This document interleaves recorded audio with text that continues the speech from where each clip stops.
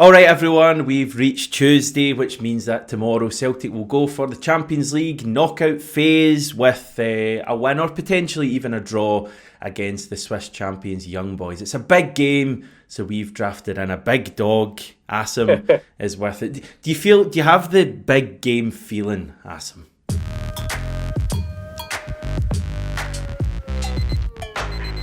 Yeah, it's the game we've been probably all earmarked and waiting for the last few months. I think obviously there's been a bit of a break since the last Champions League game, but I think since the early results we've had, we've all kind of put this fixture as the one that could potentially get us through. And I seen you chatting about it with John earlier as well, saying about how kind of one of the biggest games in a long time. For me, it's the biggest in maybe a decade.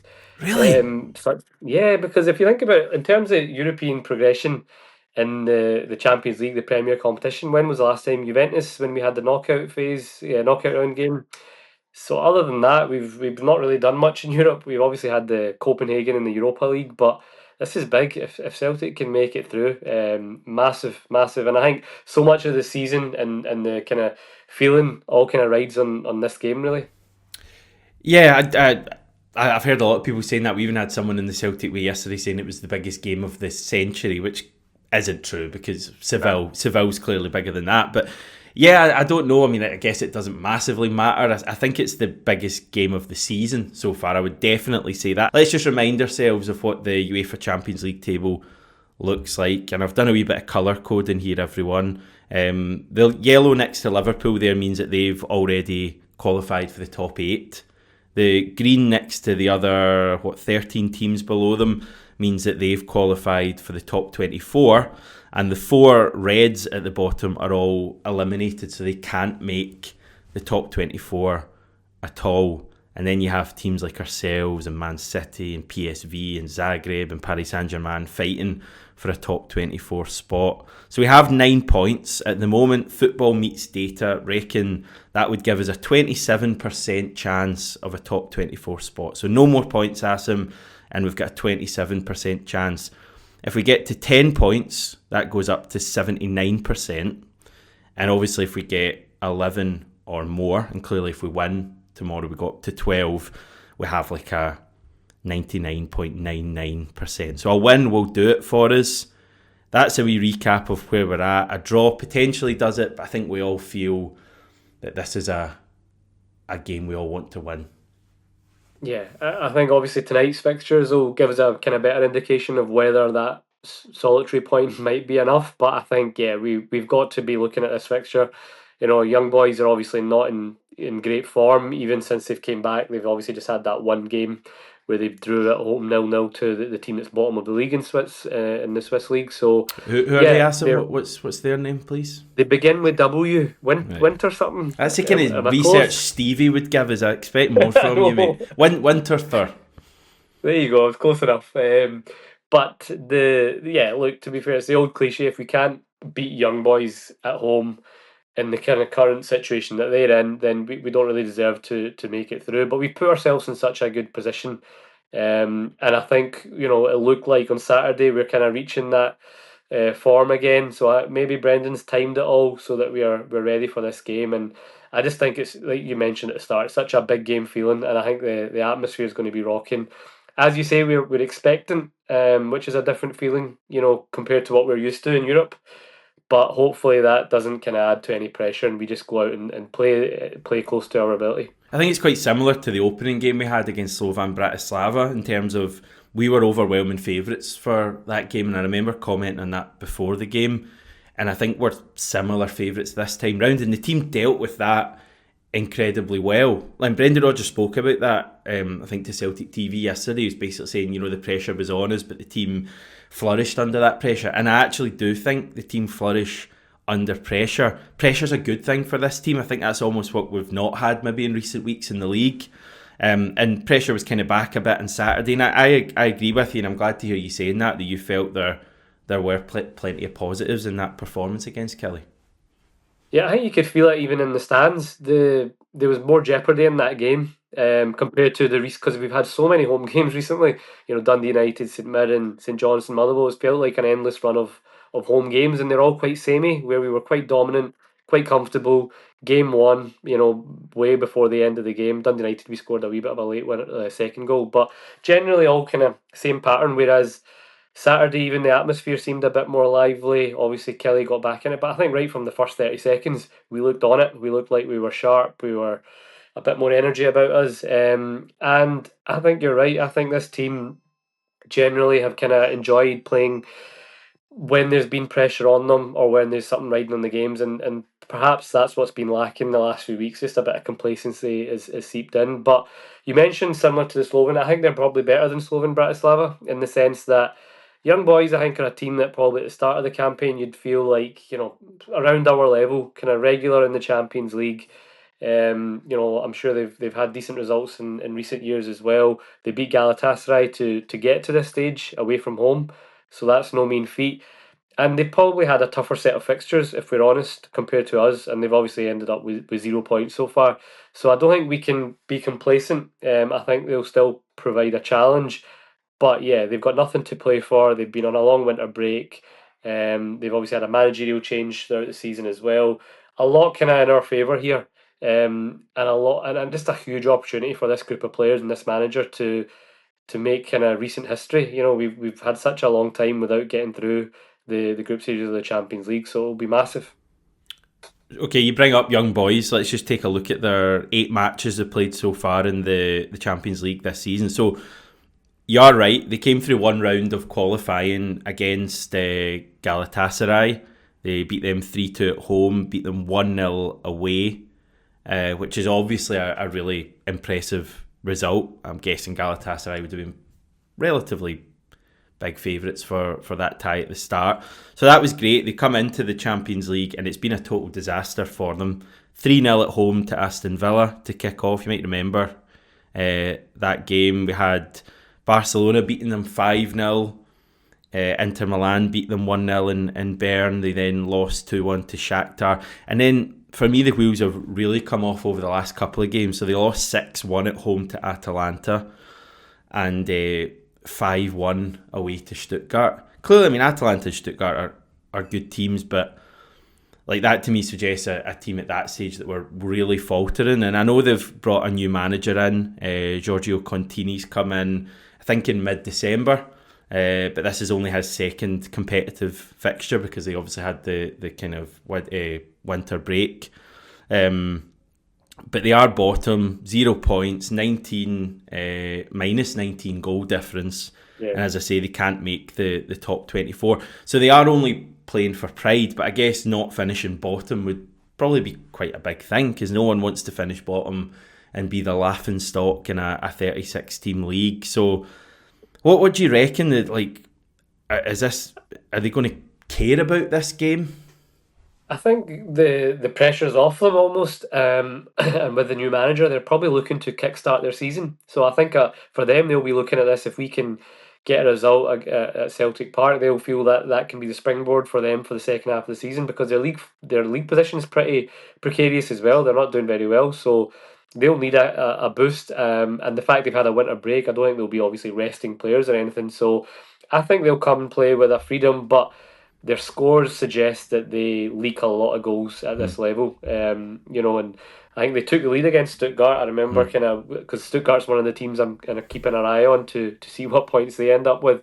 But Stuttgart obviously then just kind of steamrolled them afterwards. So it looks like a team that once one or two go in, they tend to cave. I don't know if that's just their inexperience or just generally a kind of leaky defensive team. But I think they'll still be coming and caring. I think they'll try and play and look to upset us. And probably if you're looking at their fixtures, Celtic probably was one of the ones that they think they could have picked up points in.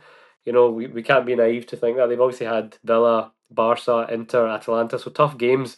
So they probably would have earmarked the likes of Shakhtar and Celtic as a game where they can pick up some points. So yeah, I think it will be tough. But that being said, the odds are in our favour, and if we can play anything like we have done in many of the games in this campaign so far, you'd think that we could be on for quite a night. Yeah, I mean that's how I feel like it's up to us if we bring the level that we have in a number of games so far this season. Clearly, Leipzig game, if you hit anywhere close to that level, I think we Yeah, win pretty comfortably.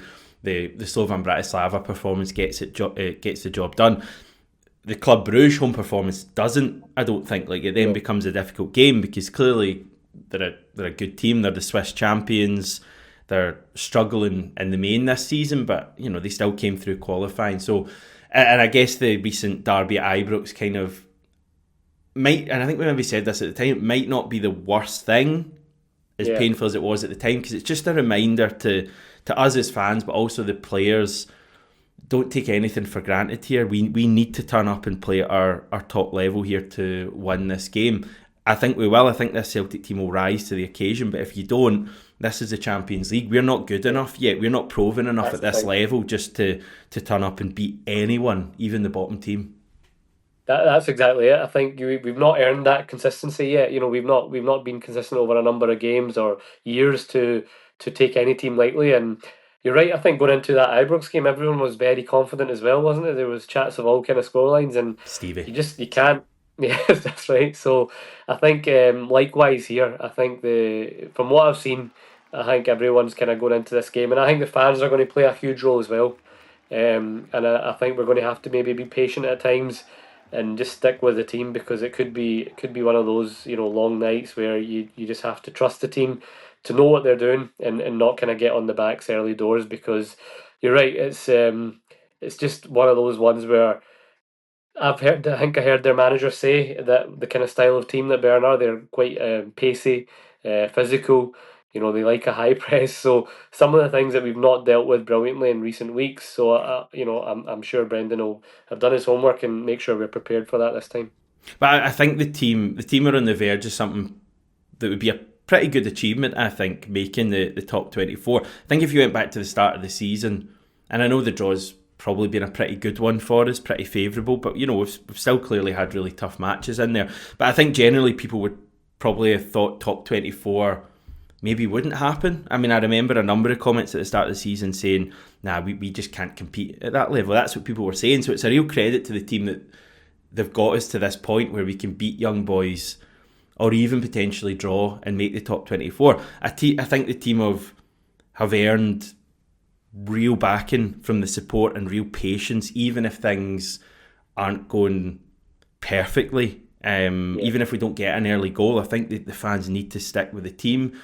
And I don't know, like you'll know better than me 'cause you've been at games, but it is a slight worry for me that I just think there generally is a fair bit of kind of negativity out there that I personally don't think is warranted in the main. I know recently a lot of the performances maybe haven't hit the heights of the start of the season. We're still winning the vast majority of games though. We've only really lost at Ibrox and drawn a couple of games in Dundee. Apart from that, the team are still winning games.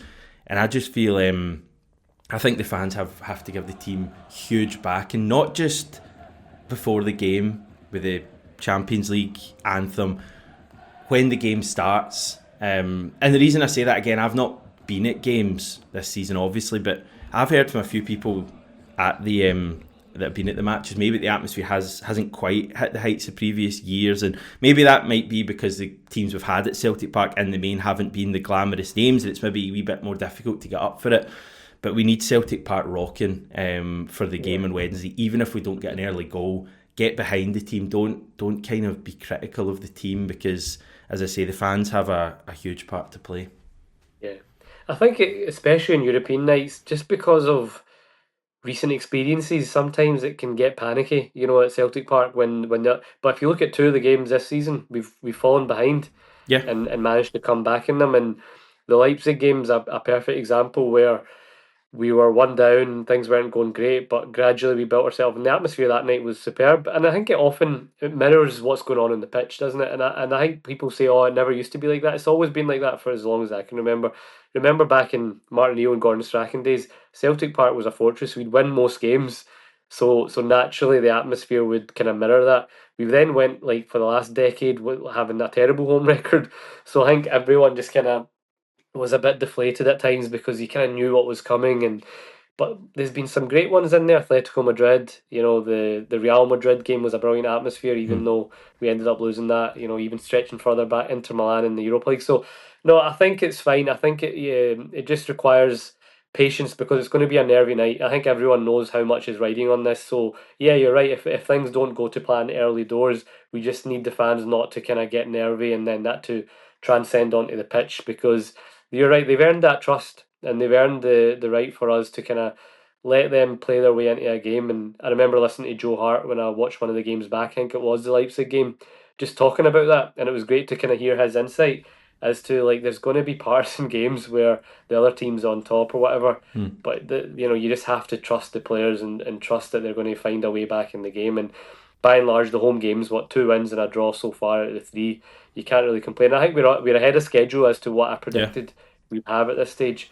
And a win tomorrow on Wednesday puts us even further ahead in that sense.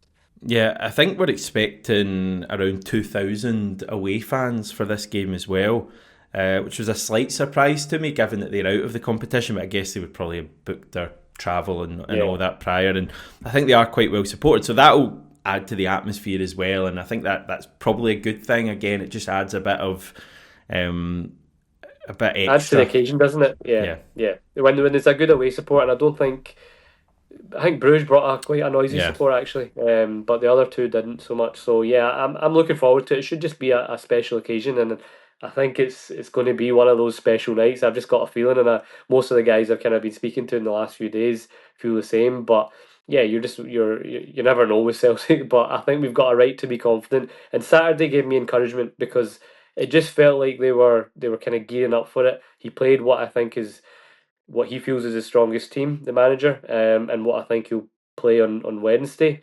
And a lot of those players kind of came back to form, like Rio Hatate, Kuhn, McGregor, Trusty, and that's a good sign.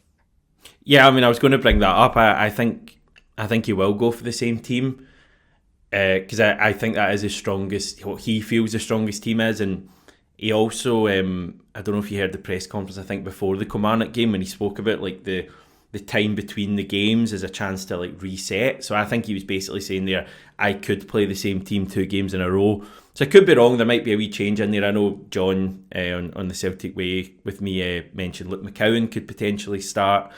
Could happen. Paulo Bernardo could start. I just think McGregor, Hatate, and Engels is what he'll go with. I don't think any other positions would change. Like he's not going to bring Liam Scales in. I don't think for this game. Is that the team you would go for though? It's one thing saying it's Brendan Yeah. Rodgers' best team. I think prior to Saturday, I thought Rio Hatate had played his way out of a starting spot since Ibrox. I think he was that bad that day that I didn't see him coming straight back in for the next big game per se. I think Engels has cemented his spot over the last few weeks, so it leaves that kind of other midfield position. And I agree with kind of watched what John was saying, and I agree that we need a creative third midfielder in there. So I wouldn't play Bernardo, who I rate, but I just think when we're going to have so much of the ball, I do agree you need a creative spark. So I would still play Rio, and Rio I thought was much more like it on Saturday, and he shows when he's on that kind of form, he can still be our most creative spark. And he has saved his best performance this season for the Champions League at home to Leipzig. So you just don't know what you're going to get with him, but I think Rodgers does feel that's his most effective trio for these games. Yeah, I mean Hatate is such a strange one because Hatate at his best is such an important player for us in a game like Wednesday, and we saw that against Leipzig. We've seen it in some other games.